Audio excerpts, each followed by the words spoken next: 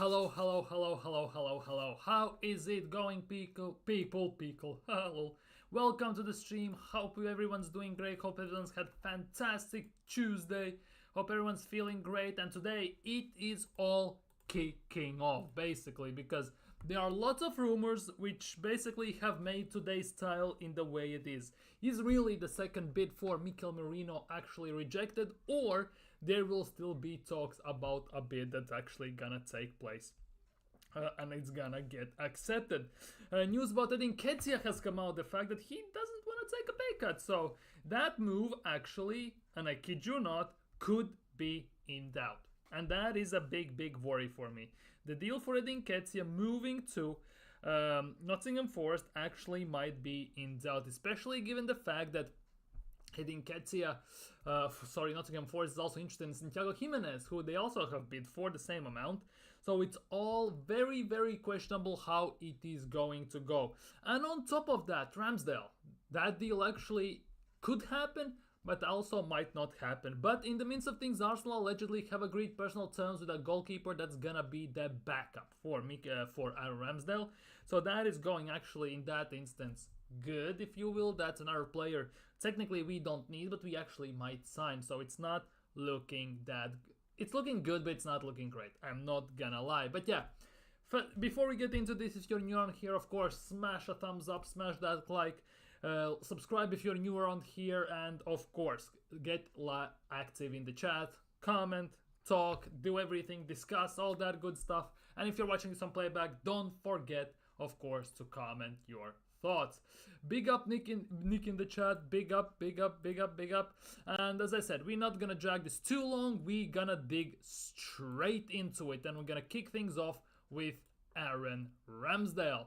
And it looks like, according to David Ornstein, that got reported today, during the day, Wolves have made a proposal for Aaron Ramsdale, and initial loan plus buy option. Wolves could cover the majority of the goalkeeper's wages, which could be around 100 to 120 grand, which would be about 50, 60, maybe even 70% could get covered. Acceptance at Molineux deal is very difficult due to the finances involved, but talks with Arsenal continue. So it looks like that towards the end part of the window, Arsenal's is kind of heating up in this instance for transfers, and of course one of them is with Aaron Ramsdale, especially given the fact that Aaron Ramsdale's talk about him moving in general has been very silent throughout the whole transfer window. It is hella up in the air what's gonna happen next.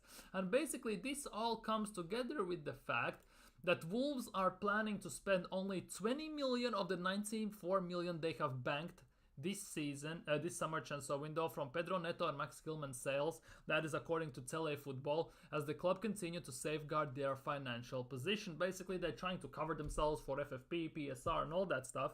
And it doesn't look very likely that Arsenal this transfer window actually could sell Ramsdale. But the talk is that actually the loan move with obligation to buy actually might take place. Whether it's going to happen or not obviously remains to be seen, but it's slowly inching forwards, it's slowly moving towards some sort of conclusion. What kind of conclusion that will be obviously remains to be seen. But Wolves are very interested apparently to signing him. There are also rumors that Saudi apparently are interested in Jose Sa, and some other clubs are interested in Jose Sa, so potentially Wolves might be saying goodbye to Jose Sa. Now, whether that's true or not remains also to be seen, because I think signing Ramsdale obviously will fall only in the line if they sell Jose Sa. And that also is still remains to be seen what's gonna happen with that. But at the moment, yeah, it looks like the most likely option that's gonna happen with Ramsdale leaving this transfer window is a loan.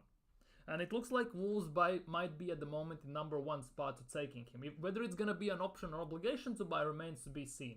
Because I have, as much as Ramsdale hasn't played last season, he's a good keeper. Let's not beat around the bush. He's actually a decent keeper, and for Wolves he would actually strive in that position. No shadow of a doubt. And he could actually perform, and even if they don't decide to sign him, there's a big possibility that during the season he actually increases his stock for Arsenal for the next summer when they're gonna try to sell him again. And then maybe there could be some takers, given how goalkeepers are slowly starting to shift around the clubs. Some are moving to Saudi, some are retiring, some are moving to a different club. Maybe Ramsdale could find a place. The thing about this is that Ramsdale doesn't want to move abroad. He would like to stay in England. So only Premier League, by the look, obviously would be the only option. Which club? Nobody knows. But at the moment, as it's been reported, Wolves are in the driving spot. Ajax has gone quite quiet at the moment, so it remains to be seen what's gonna happen with him. And if Aaron Ramsdale leaves, Juan Garcia from Espanyol is the number one target for Arsenal to replace him as a backup. I was watching Espanyol versus Real Valladolid on weekend. Karl Hein basically for Valladolid was starting, and he played against Juan Garcia for Espanyol. Real Valladolid won 1-0. Karl Hein kept a clean sheet. Juan Garcia conceded a goal, but that was a deflected goal, and he pretty much could not have done anything there to save it, so that isn't also falling on him. They just got promoted back into La Liga, so it's very interesting to see how much he would cost. And Arsenal apparently have agreed the personal terms with Espanyol goalkeeper. The 23-year-old goalkeeper is Arsenal's number one target to replace Aaron Ramsdale as a backup for this summer. That is according to Fabrizio Romano. So basically, then definitely there is some merit to that, especially given that the personal terms have been agreed upon. Aaron Ramsdale is expected to leave the club over the next 10 days. Arsenal prefer a permanent deal over a loan move at this stage, obviously. That's why the deals are moving very slow, because Arsenal, I think, until the last week, until basically next Monday, I would assume, Arsenal will try and hold out for an obligation to buy a permanent deal. But if that doesn't come to fruition, I would assume that there actually will be some instances that he actually will go out on loan. I don't think Ramsdale stays at Arsenal this transfer window, by the end of this transfer window. And yeah, it is what it is. It will be interesting to see, because if we sign Juan Garcia, it will be the 10th goalkeeper we have signed under Mikel Arteta at the time he has been here. And that is pretty much 2 goalkeepers per season. That is actually kind of wild how much we are rotating the goalkeepers. It doesn't matter if it's a number 1 or number 2. It's actually quite insane, because let's be real, Arsenal had the perfect starting goalkeeper, Emi Martinez, but Arteta binned him for literally pocket change. And since then, he's won World Cup 2 times, Copa America, so definitely that hasn't been the best outcome for Arsenal, but that's also not the first case Arsenal have done that, when they've been a player and he instantly succeeds and becomes more or less a world beater afterwards. Obviously, that's kind of something we have to get used to by this stage. It generally feels that way. But the biggest thing is about all of this that Arteta, I strongly believe Arteta hasn't, maybe he's not convinced still in the goalkeeper part, or he hasn't forgiven himself for letting Emi Martinez go. Because he had 2 proper goalkeepers, a proper number 1 and a proper backup, David Raya and Bernd Leno, and he just shipped them out like they're old fake news, like treated like trash, literally binned them instantly. And that is one of the things I really don't like about Mikel Arteta, because in my opinion, we shouldn't spend about 100+ million over 5 years to sign like 10 different goalkeepers and everything. We had perfectly good number 1 and number 2, and signing Ramsdale was a option we could have avoided, let's be real. And the same thing is with signing Raya, it's a thing we could have avoided. The only reason basically why we sold, I think, Emi Martinez was because he wanted guaranteed starter minutes. But at the time, I think Arteta was seeing Leno as the number 1 goalkeeper. But that also went well, because as soon as Emi Martinez got sold and everything started to fall into place, didn't take too long till Arteta binned Bernd Leno as well. Then he tried to go for David Raya. They didn't budge, obviously, and Arsenal in the same window signed a bit later Aaron Ramsdale. But as soon as 2 years later, as Arteta got a chance to sign David Raya, he instantly jumped on it like stink on cheese. So Arteta has gotten everything he has wanted, basically every single window, and this window is the window where he doesn't get what he wants, basically. Because it's strongly, I really feel that way, mostly because every single window Arsenal have spent a lot of money. They have spent quite a bit of money, and neither PSR and FFP have caught up to them, which, to be honest, wouldn't be surprised given that we only sign and don't sell pretty much whatsoever. Josh and Stan have kind of turned the screws on Edu and said you have to sell before you can sign. Because yes, Arsenal seem like they're acting broke, but Arsenal are not broke. Let's get that out of the way.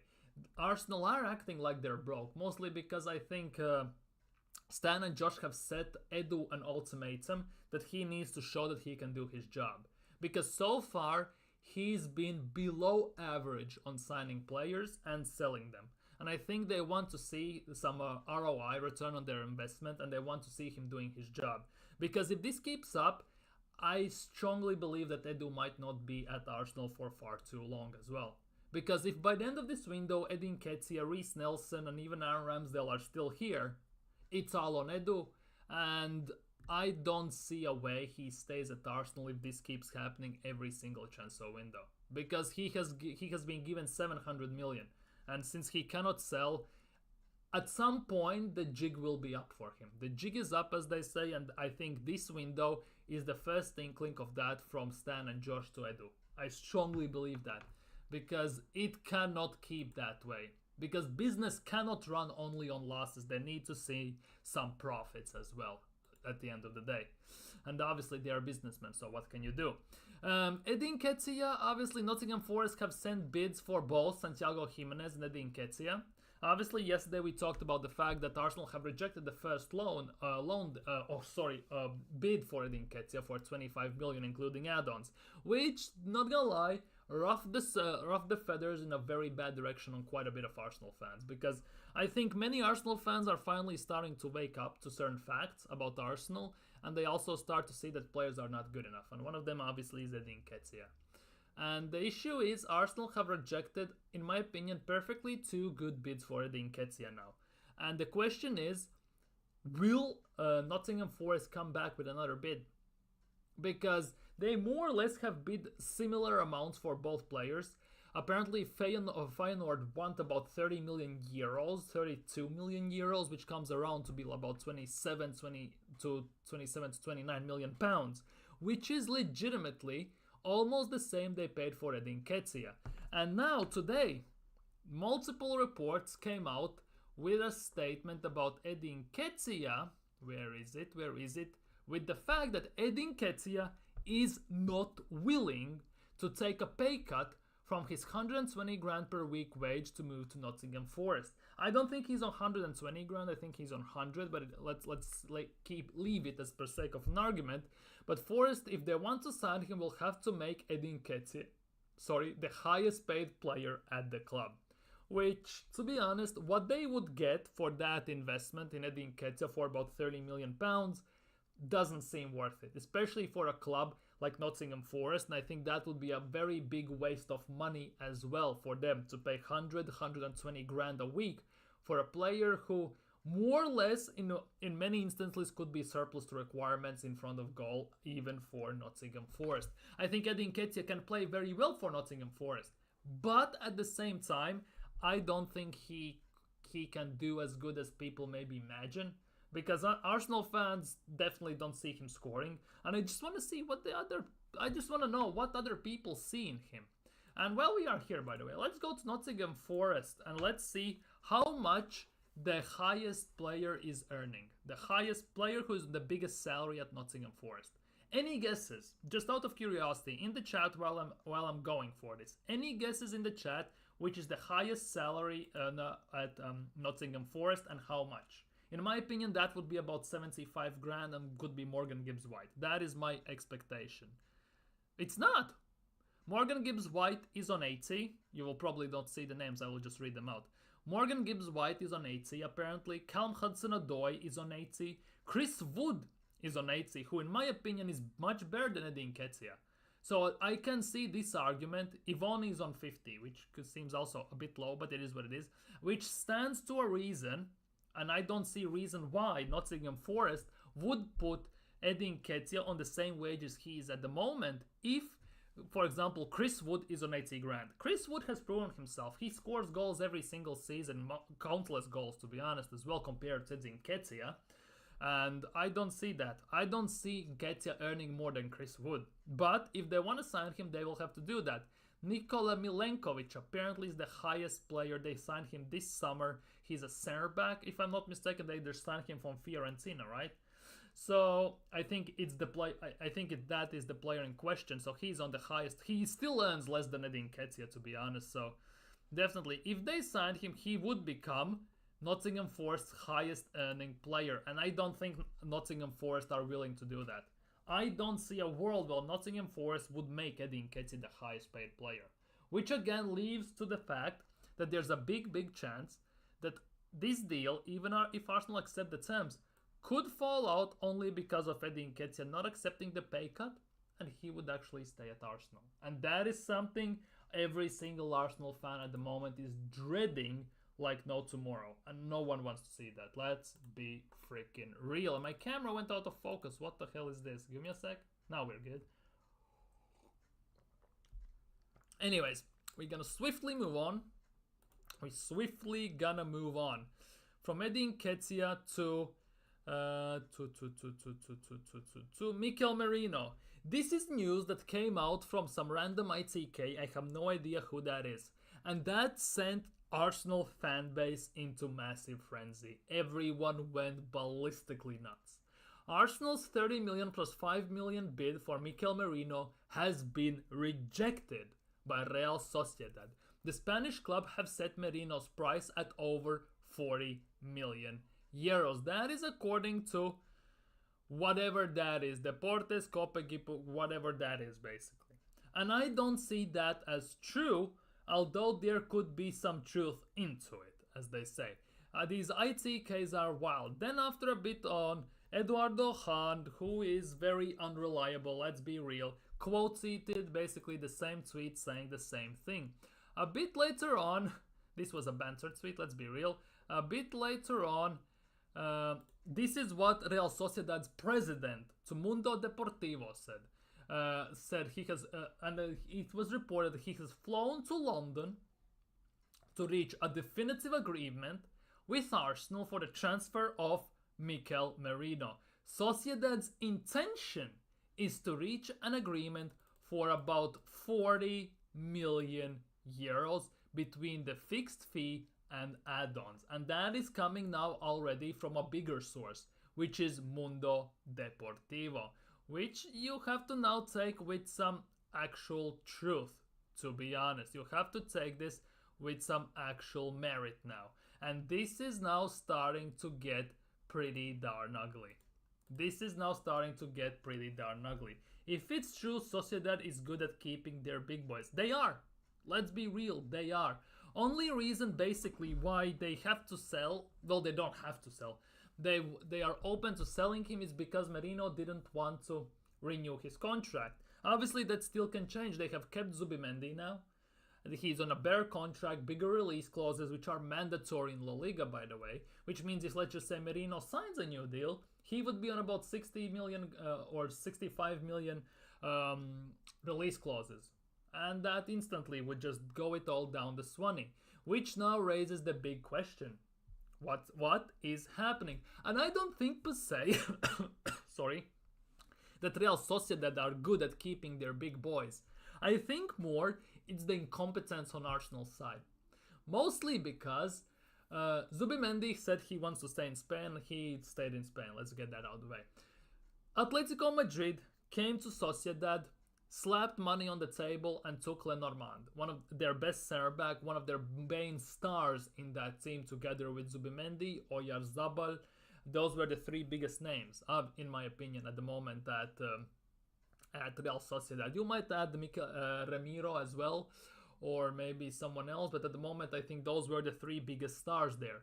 And I don't think they are as good as maybe keeping to their big boys, but I think they have more backbone, if that makes sense. They know what they want, they know what they want, and they're not gonna drop any penny less. Yes, he is on the last year on the contract. There's no argument about that. Yes, Merino has agreed personal terms and wants to join Arsenal. Yes, there's a chance they might lose money if he stays one more year. But at the same time, there might be change of heart during the season. For example, Real Sociedad president himself has said he will try to do everything in his power to make it in the best interests of Real Sociedad as a club, which means getting as much money as possible, basically what he was saying. Let's just be real with it. But at the moment, it is a bit iffy. I'm not gonna lie.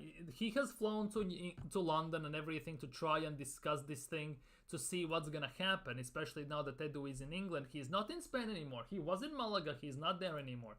The question is, though, what's gonna happen with this? Because he has flown to London to reach a definitive agreement, but there is the case. They want to reach an agreement for about 40 million between fixed fee and add-ons. If Real Sociedad already rejected, allegedly, Arsenal's 30 million offer plus 5 million on add-ons, which means they are again 5 million short. Shocking display of things since Arsenal are always legitimately 5 million short. Same with Calafiori, pretty much same with Declan Rice, and most of the transfers they tried to buy. I'm not sure how this could go, because it seems now that with less, legitimately 10 days left in the window, it's getting to that squeaky bum time. And we all know how good Arsenal are under the pressure. We all know how bad they are under the pressure, let's be real. But let's be real, Merino isn't also a world beater. He's not going to be a star that's going to elevate the team in general. He's nothing great. He's good, but he's not great. Let's get that out of the way instantly. But the fact that Arsenal, when they went in for him, agreed his personal terms 3-4 weeks ago, and all this time have been haggling over the right price, doesn't fill me with much confidence. I'm not gonna lie. Doesn't fill me with much confidence and hope that Arsenal actually could get the job done. And on top of that, Arsenal do this every single time, which is also not a great sign. And now that especially Sociedad's president has flown to England, to London, yeah, Arsenal have said themselves, Arteta has said this, Edu has said this, they don't want to get involved in bidding war, they don't want to sign a player if he doesn't want to join, they have their own valuations, their standard, their principles and everything. Which at the end of the day is the reason why Edu Nketiah still hasn't been sold, why Reece Nelson hasn't been sold.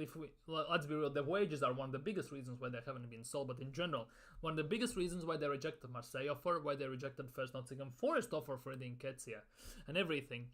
While Ramsdale is still here, while certain players that are subpar in a way, are not good enough, are still here, and now this is now going into other direction. Now it goes in another direction. That is the big case. What's gonna happen here? Why must he take a pay cut? If you mean Edu Nketiah, because, well, if he doesn't take a pay cut, he stays at Arsenal. That's first things first. Second of all, he's moving to a smaller club, and for a player that doesn't deliver on a level he should deliver for 120 grand a week, there is no chance in hell that Nottingham Forest are paying him that. Highest paid player at Nottingham Forest at the moment is Morgan Gibbs-White at 80,000 per week. Obviously there's Milenkovic, they just signed him from Fiorentina, he's on 105,000 a week. He's still earning less than Edu Nketiah. Morgan Gibbs-White is on 80. Chris Wood is on 70. Chris Wood scores more than Edu Nketiah consistently. In which world does Edu Nketiah deserve to be paid more than Chris Wood, on top of the fact that there's a big chance that Chris Wood would start over Nketiah? There's Avignoni in front of Nketiah, and why would they just waste that money? Because 120 grand a week is a very big amount of money for a team like Nottingham Forest. Because that literally is nearly 6 million a year for them. On top of all that, they are still in for Santiago Jimenez from Feyenoord. And the bid has been rejected, but they are still in for him. Now, Santiago Jimenez at the moment, if we can find Feyenoord. Feyenoord. Let's go. Let's see how much he earns at Feyenoord. Come on. Feyenoord, come on. Load in. Let's see. Santiago Jimenez at Feyenoord. How much is he on? Santiago Jimenez at Feyenoord at the moment, and this is Santiago Jimenez, right? The yellow line, is at 34,000 a week. Best case scenario, he comes to Nottingham Forest and they double his wages. Best case scenario, they're not gonna pay him more than that. Double their wages, which means he would be on about 68 to 70 grand a week, which is by 50 grand less than Edu Nketiah is actually getting at the moment. So in which universe does that make sense for Nottingham Forest to pay over the top for Edu Nketiah if for the same money they can get Santiago Jimenez, who is also was the 4th best goal scorer in Copa America, and on top of that would pay them much less weekly. And value-wise, he more or less would cost the same amount as Edu Nketiah. This is the big thing. For Nottingham Forest, they don't lose anything if they don't sign Edu Nketiah. Edu Nketiah loses if he has to take a pay cut, but he doesn't lose anything if he stays at Arsenal because he's gonna keep receiving those 120 grand a week every single goddamn week, costing Arsenal 6 million a year. Only losers in this situation if Edu Nketiah stays at Arsenal is Arsenal. Nobody else. Because every single time that there are talks about Arsenal signing Merino, if we now can find him, if we can find David Ornstein, as he was reporting yesterday, if we can find him now very, very quickly, where he talks about Mikel Merino. It's right here. Here we go. Arsenal are stepping up their efforts to sign Mikel Merino. He reported that almost exactly a week ago. Talks are ongoing, blah, blah, blah. Personal terms are no issue with Merino, of course, but likely needs an exit from Arsenal, whether before or after.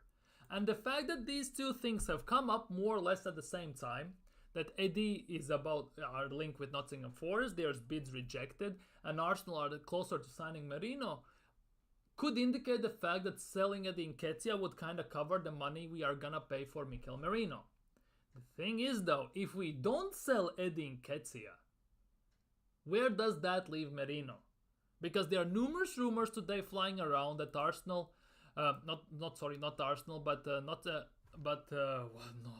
I can't speak. Real Sociedad have rejected Arsenal's bid for Mikel Merino. The 30 plus 5 million in add-ons. Apparently they have rejected it. There are some rumors about that flying around. And now they want around 40 million including add-ons. That's the case. Here it is. Arsenal at 30 plus 5 have been rejected. The Spanish club have set Merino's price at around 40 million. And a bit later on, it's been reported that the president of Real Sociedad is flying to England to try and negotiate a deal for a price about 40 million. Which means Arsenal are still nowhere closer than they were about a week ago. And also means that Arsenal for the last month have been trying to negotiate the price, and then 1 month has passed, and since their bid has been rejected, Real Sociedad president himself has to fly to England, means that Arsenal have done no business whatsoever in that. They are very bad at negotiating, and now it is all on the verge of falling apart. That's all I can see from this. Because if Arsenal cannot reach an agreement, Arsenal are not signing a midfielder. And then the real panic will kick in. Because this is something, I don't want to say it's Edu, I don't want to say it's Arteta, because it's not Arteta. I think he's been back properly, just with the wrong players, it feels like. Although he signs on to the players he wants to get. And he has to get, he wants and he gets. But I think I put this kind of also on Kroenkes right now. Because Kroenkes were pumping the money in until we started to get Champions League consistently. And this year was the first year we got the Champions League money in the club.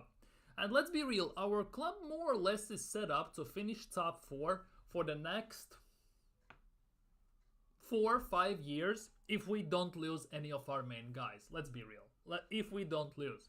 Which means we are more or less in the same position we were when Arsene Wenger was here and the Kroenkes were footing the bill. Well, not Kroenkes per se, but you get what I mean. And now they are all of a sudden, as soon as we have a chance to challenge for the title, to win the title, to actually have some accountability, to actually go for the glory, all of a sudden we have no money. We cannot sign anyone. We need to sell before we sign. Yes, I get that there's PSR, FFP, and that might play a role. But it only seems to play the role for Arsenal, no other club. Other clubs are spending countless and chunks of money with no repercussions, at least at the moment. But Arsenal are now sitting pretty in their corner, following, yes sir, yes, teacher, I know the answer, yes, me, and all that stuff basically. So it's now on Kroenke's as well, but it goes also on Edu, because he couldn't negotiate proper deals, he can't sell and everything. And yeah, it's partially at the moment for me on Edu and actually Kroenke's as well, because it's not looking good at the moment. Let's say it as it is. It is not looking good. Because for me, the way I see this, if Merino deals falls through, Arsenal are not signing anyone else. And in that instance, there's also a big chance Arsenal are not selling anyone else. And that means one thing. Arsenal only will sign Calafiori this transfer window. They will have sold Emil Smith-Rowe. And we will be in, dare to say, top 4 race, not actually title race. Because there's a big possibility if we don't sign a midfielder and we don't sign another forward, especially backup for Bukayo Saka in this instance, there's a big chance that we are one injury away from being in a top 4 battle than actually being in a title battle. So it is all very, very at the moment on the edge. I think it's on the edge for many people, the ones that are criticizing the club for their inambitions, that they don't fall up to their expectations. They are not moving like a big club. They are not going for the glory, and there is no accountability for the actions done before and the lack of actions actually being done right now. And other fans, I think, this could be a very cruel season where many fans wake up to the fact that everything isn't as rosy as it's been painted by the Arsenal, by the Premier League, by the PR that Arsenal are trying to push on players.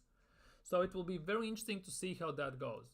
Because if we don't sign 2 or 3 more players, we are screwed. I don't see any other way.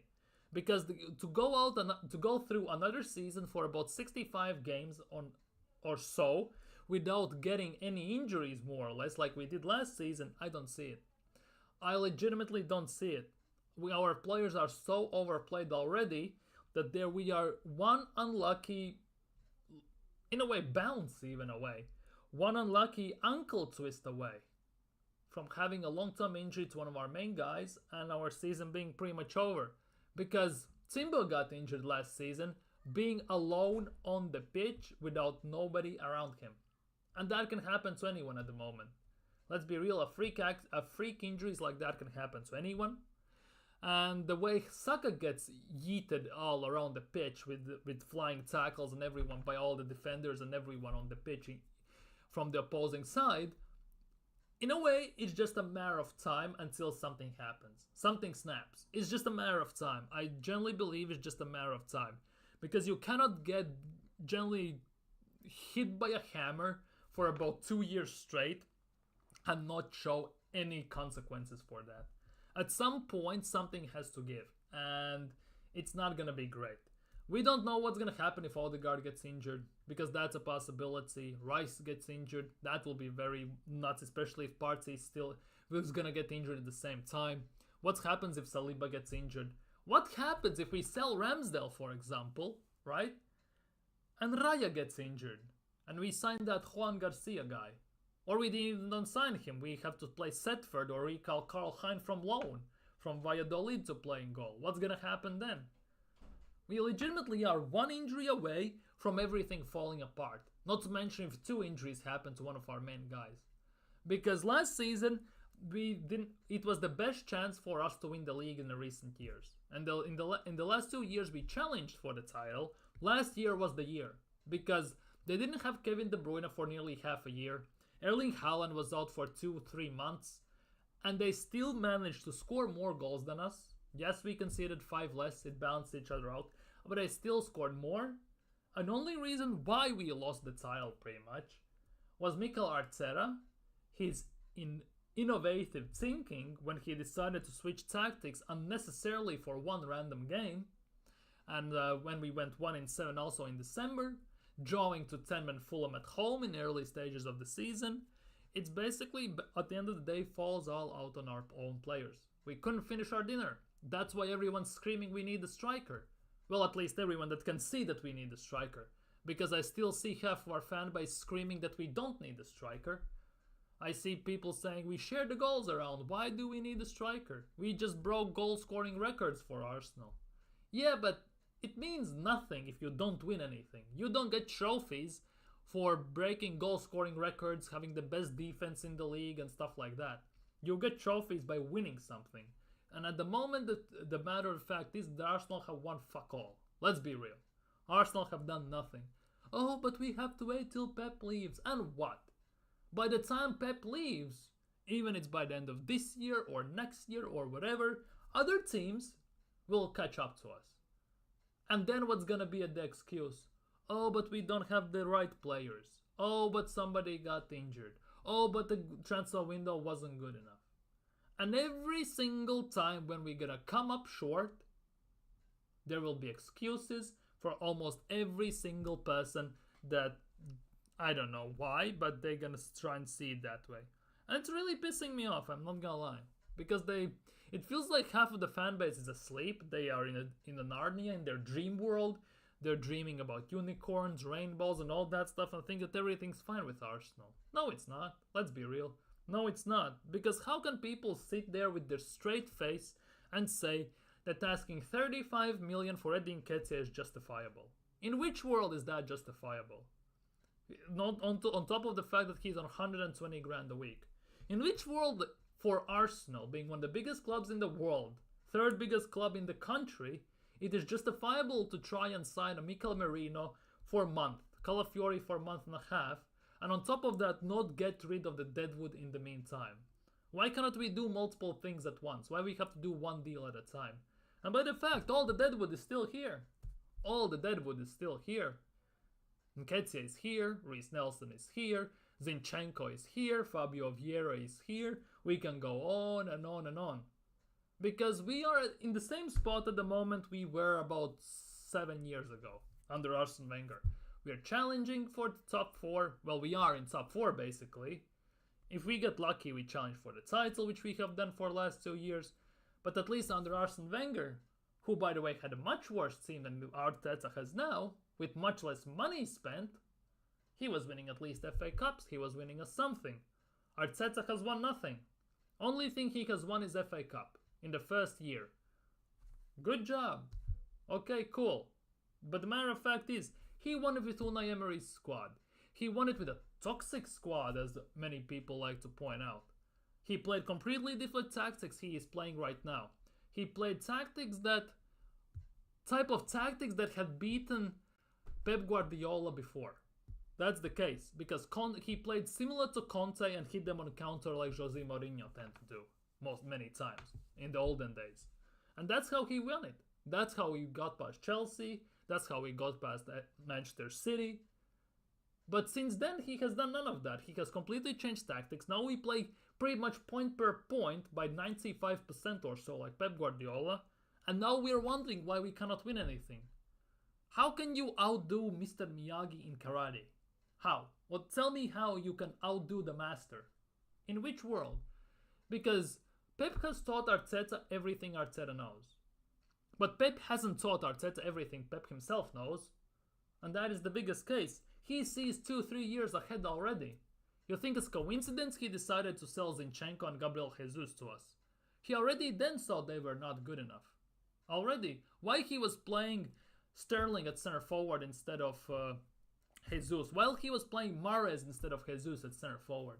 Yes, Jesus was playing at right wing at times, but why he was playing other players at number 9 when he had actually a number 9, who quote unquote has said himself he's not a number 9 because he cannot score. Scoring goals is not his forte apparently. Pep Guardiola sees these things ahead. You don't think he sees that Zinchenko is not good enough to be a left back? You don't think he sees that he's not good enough to be a starting caliber player to win a title? Don't you think he doesn't see that? He sees everything.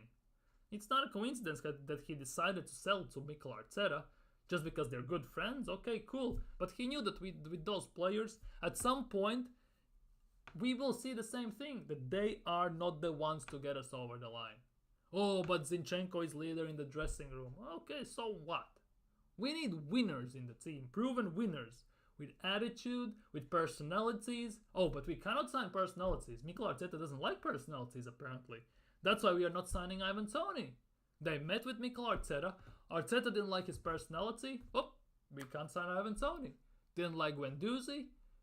Oh, he's gone. Didn't like Aubameyang. Oh, he's gone. Didn't like Lacazette. Oh, he's gone. And all that stuff. It's just getting so on my nerves, and it's so tiring to talk about all this. Because, like, I want to be happy. I want to be excited our club signing the players, the big players, the good players, because we tear down Highbury. We built Emirates to challenge Bayern Munich, Real Madrid, Barcelona for Champions League. Being in Champions League will get us the big players, the best players in the world. And we are here 18 years later with nothing. No world-class players have been signed. We don't actually have world-class players on our own, to be honest. We have players who have world-class potential, if you ask me. But we don't have world-class players. We have the players with potential. And even though we have maybe 2, we don't have like 4 or 5, we have 2. But if you look at teams who win titles, they have at least one world beater who can take the game by the scruff of its neck and do the job. Arsenal don't have that. We have just nice personalities in the club. We don't have bad boy players. We don't have players that will get it down, get it dirty and everything. We don't have players like we used to have, for example, Alexis Sanchez. Imagine Alexis Sanchez in this team. He legitimately was world class. Because he could take the ball, run around all the defense and score a goal. Name a player in Arsenal's team that could do that at this stage almost every single game. There isn't one. Alexis was that guy at the time. We used to be known for having some of the greatest strikers ever, or some of the great strikers in the league. Just think about it. Ian Wright, Kevin Campbell, rest in peace, Adebayor, Anelka, Thierry Henry, Bergkamp, Van Persie, Aubameyang. You might add even Giroud to that. Yeah, but where are they now? Because through these years, more or less there hasn't been a year where Arsenal hasn't had a proper striker. But now since Mikel Arteta has in, he's been Aubameyang 3 years ago, even more to be honest, and that's it. We don't have a striker anymore because Mikel Arteta hasn't signed a striker yet. He hasn't. He has signed 3 forwards at his time at Arsenal, and none of them are strikers, proper ones. He has signed Jesus, Trossard and Marquinhos, who at the moment is at Fluminense playing right back, by the way. We checked the stats yesterday. Marquinhos, the youngster, 3 million, which we should have gone for free, is playing at Brazil, at Fluminense, at right back. Right back. And I'm not kidding, he's playing at right back like 35% of the games or 40% of the games he has been there. At right back. Great job, Edu. Good job.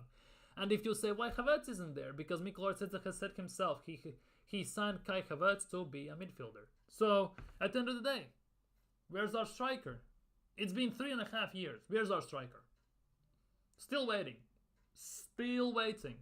How have we got from Thierry Henry, for example, Nicolas Nelke, Emmanuel Adebayor, I just can't, Dennis Bergkamp, to having Kai Havertz and Gabriel Jesus up top?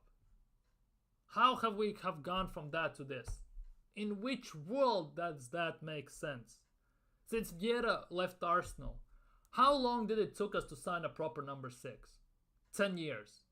If we keep moving at this pace, we're gonna win the league by 2044 in about 20 years. And even then, if Kroenkes are still here, I'm not sure we're gonna do this. Mikel Arteta might be still here after 20 years, but I'm not sure we'll still have won the league. And it's so getting on my nerves that people still think that everything is so fine, everything is so rosy. People say Arsenal are dangerous, they're gonna win the league, Arsenal are scintillating, Arsenal's hatred is a fake, it's everything Arsenal is gonna do, this Kai Havertz is world class, they look unstoppable, Arsenal are magical, are just dangerous and everything, yet if you look, we're not, let's be real, we're not. Just think about it, we actually are not. If teams actually were scared of us, we actually would have won something, but we have won nothing. And if you go to any City fan, well, even then, let's just say City fan, and you say, are you scared of Arsenal? None of them will say that they are scared of us.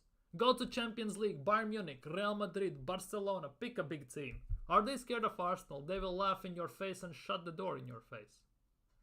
So where does this chest for the big part of the fan base come from? I really want to know from where did this chest come from? Because from where I stand, there is no merit to have it. Yes, we have some good players. Yes, we have a good starting 11. Not even a good squad, but a good starting 11. We have a manager who is still learning on the job, and still in about 5 years at the job hasn't learned how to make proper substitutions, how to be active, how to make substitutions first, how to have a plan B, plan C, and plan D when your game plan A is not working during the games, how to beat a low block, how to sign a striker in 3 years, how to sign a backup for Bukayo Saka. How long does it take? Because there's a big difference between a manager and a coach.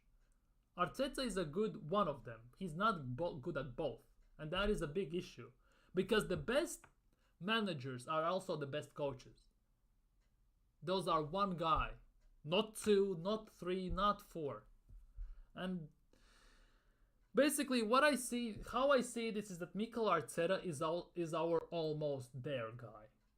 And I will beat this drum until Arteta wins something, until he proves me wrong. But at the moment, I still see Mikel Arteta as Brendan Rodgers. He's a guy who takes us to certain spot and second place, for example, 2 years in a row, but he cannot get across the line.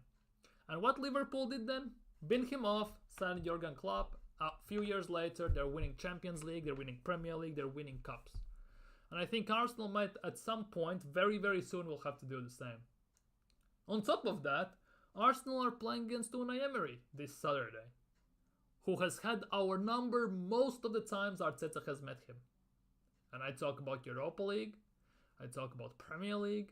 Whenever they have met, most of the time, Unai Emery has had Arteta's number. And that is also not a great thing.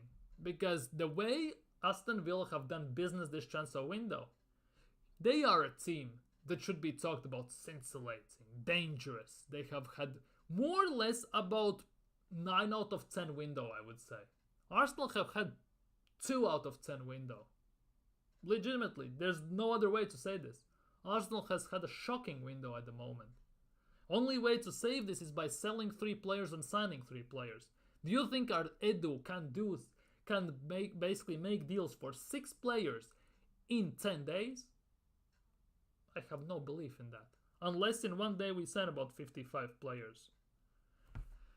Like, it's mad. How comes other teams can sign 4 or 5 players in 2 weeks, yet Arsenal take months and a half to sign one?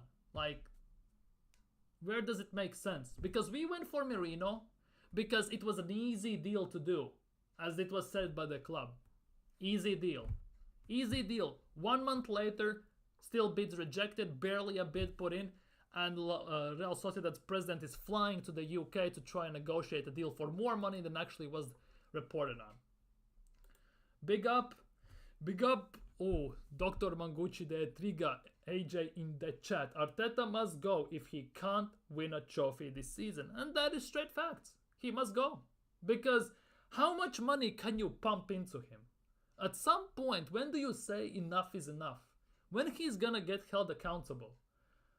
Because at the moment, he cannot win trophies, but he can play You Never Walk Alone on speakers. He hires pickpockets from somewhere to steal phones and everything. Like, how is that gonna help anyone on the pitch?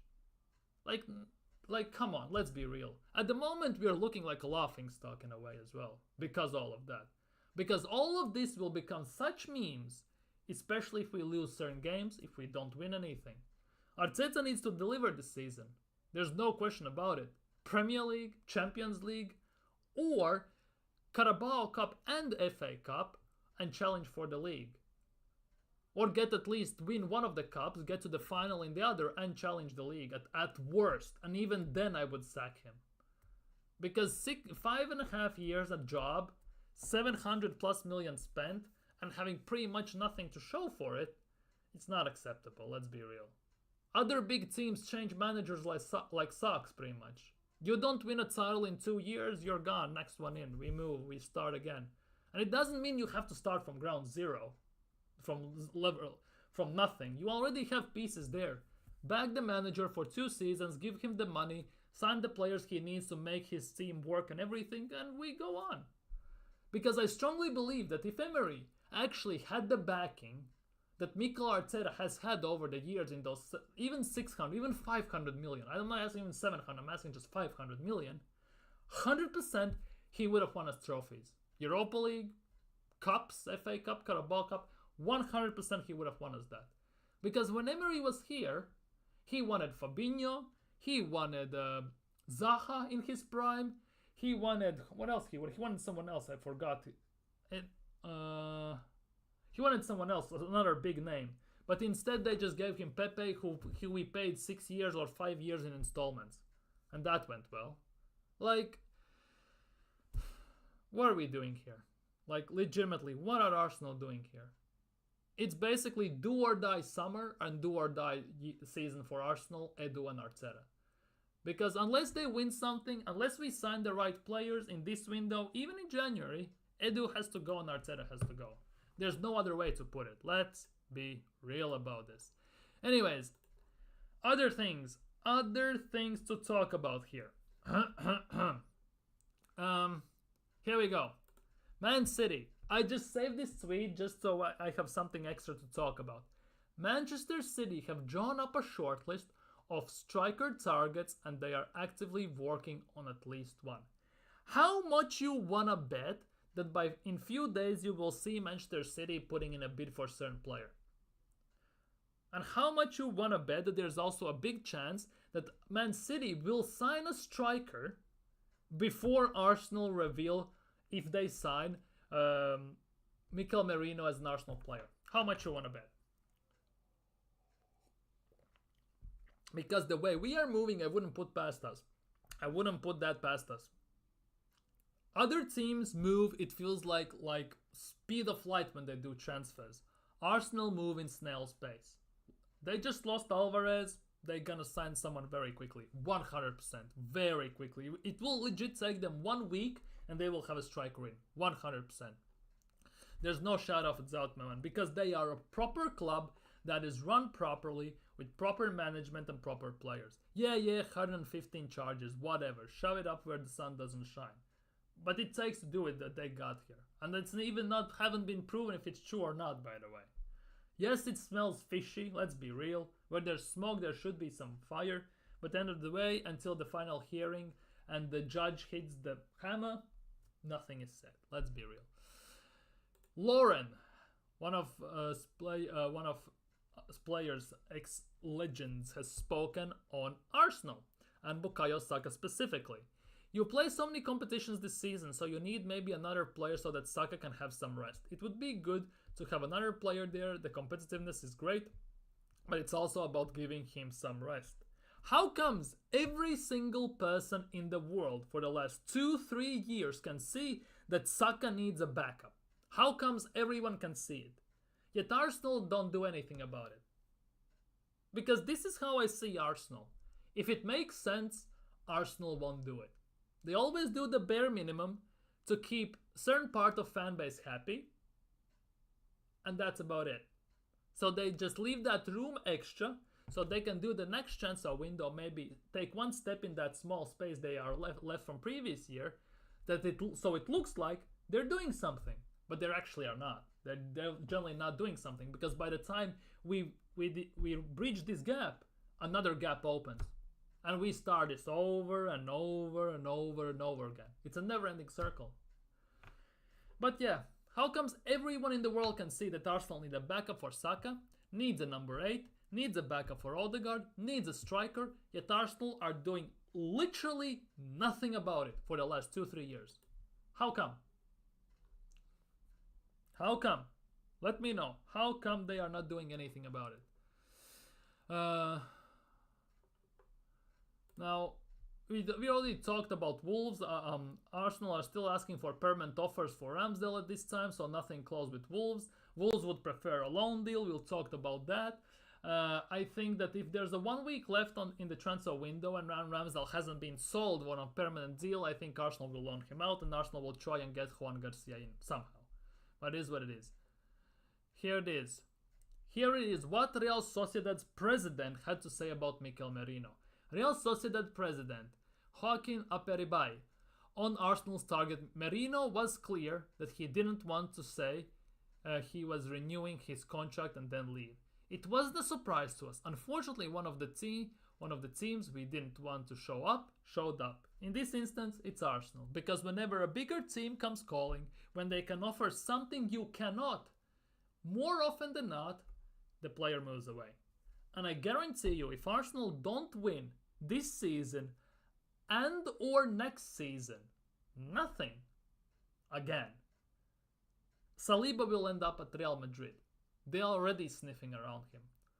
I think Saka actually might move, I don't even know, maybe to Liverpool, because apparently Salah is leaving Liverpool at the end of this season. Allegedly, who knows? Who else is there Arsenal might... Odegaard might leave. Martinelli might move to Barcelona, finally, has been reported for the last 3 years.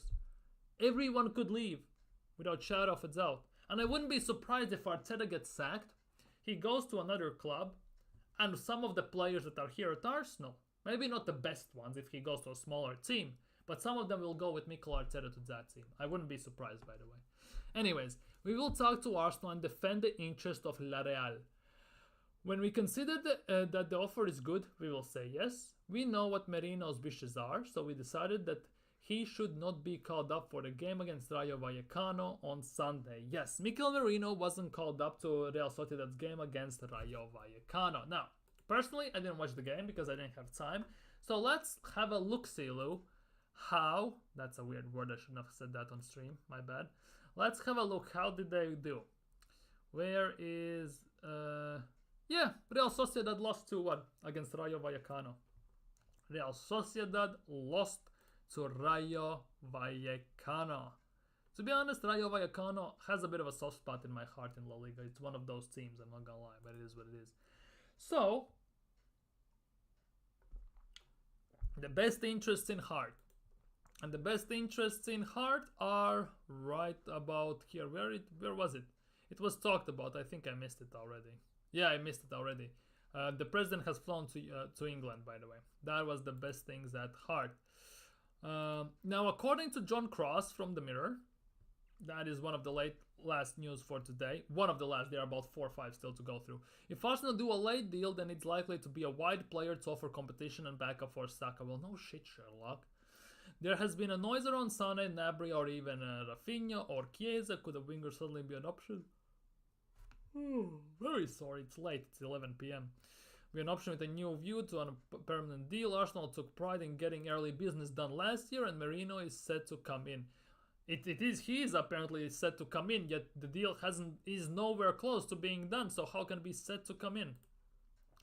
On Ramsdale's front, Arsenal are ready to demand $6 million loan fee to let Ramsdale leave the club. Arsenal have been keen to sell Ramsdale in permanent move this summer, but interesting clubs have been put off by the high asking price. 30 to 40 million, which, to be honest, is not that high. In a way, it is very high for a player that has played only like 9 games during the last season, but he was valued around 50-60 million last summer. And the fact that he played 90 games and his value has decreased by half is genuinely massive embarrassment on Mikel Arteta's part. I'm not gonna lie. I'm really angry with Mikel Arteta about that. This is something interesting I looked. Most income from player sales in a single transfer window over the years from Premier League clubs. You notice a trend here? Chelsea has been 1, 2, 3 years here. Last summer, Chelsea's income from player sales was 260 million euros. Brighton to 190. Southampton, freaking Southampton, had 180 million nearly. That's the year they got relegated, wasn't it? Yeah. Wolves 170 nearly. Leeds United this summer they lost. What's its face? Who did they lose?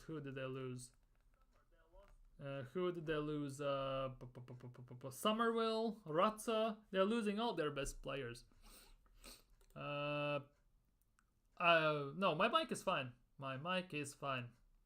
I watched it on playback. All good. Thanks for the feedback, but my mic is fine.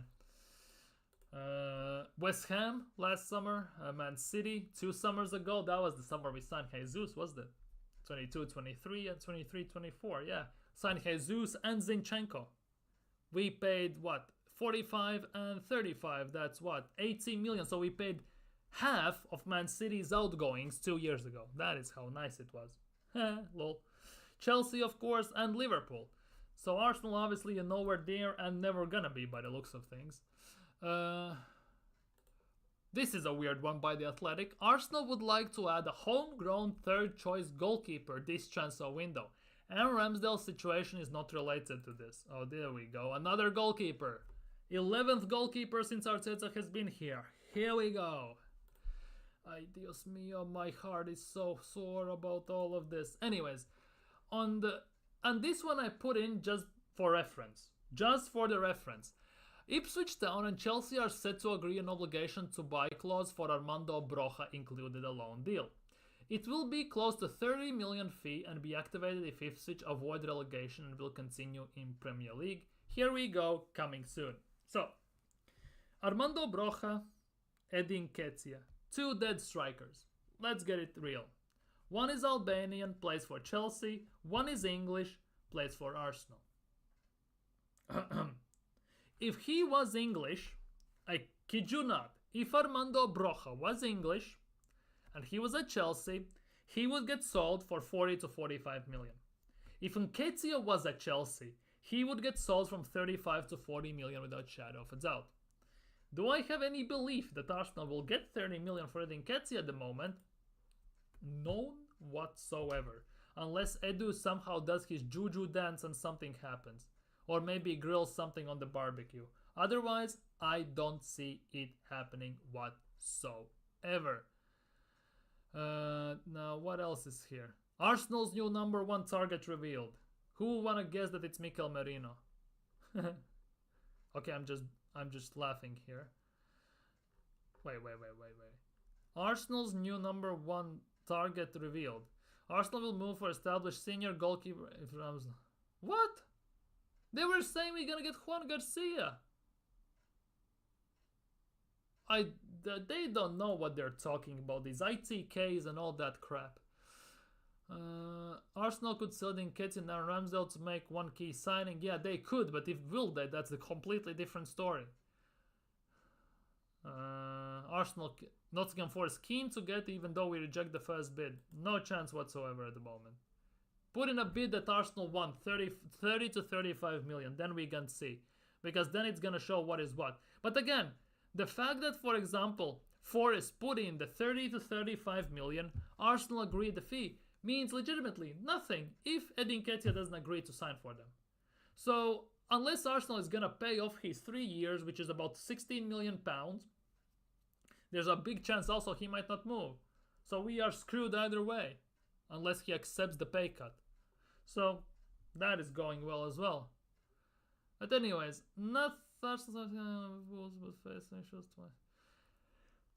but yeah, nothing else new on here. Now we quickly gonna go and see what has Fabrizio tweeted anything or something like that.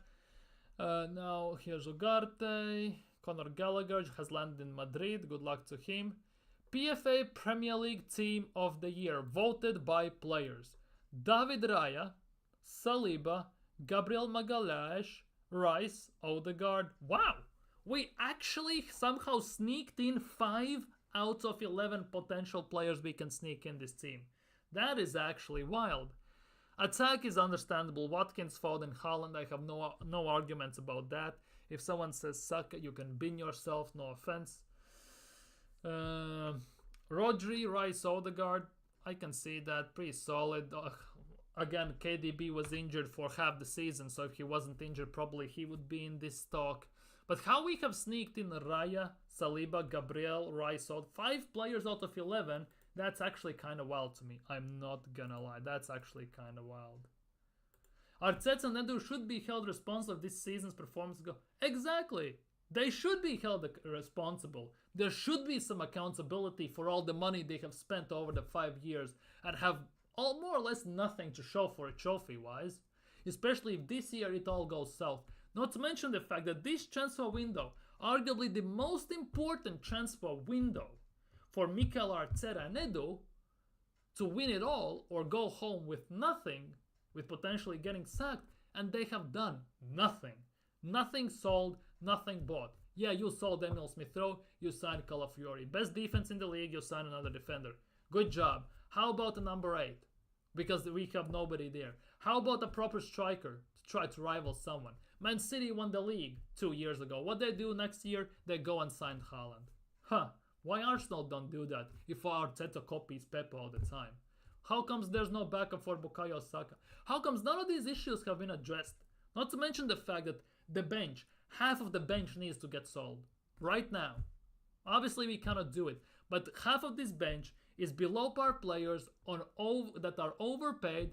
Contracts need to be ripped up and then get sold. Same thing that was 7 years ago when we had Arsene Wenger. So nothing in that instance has changed.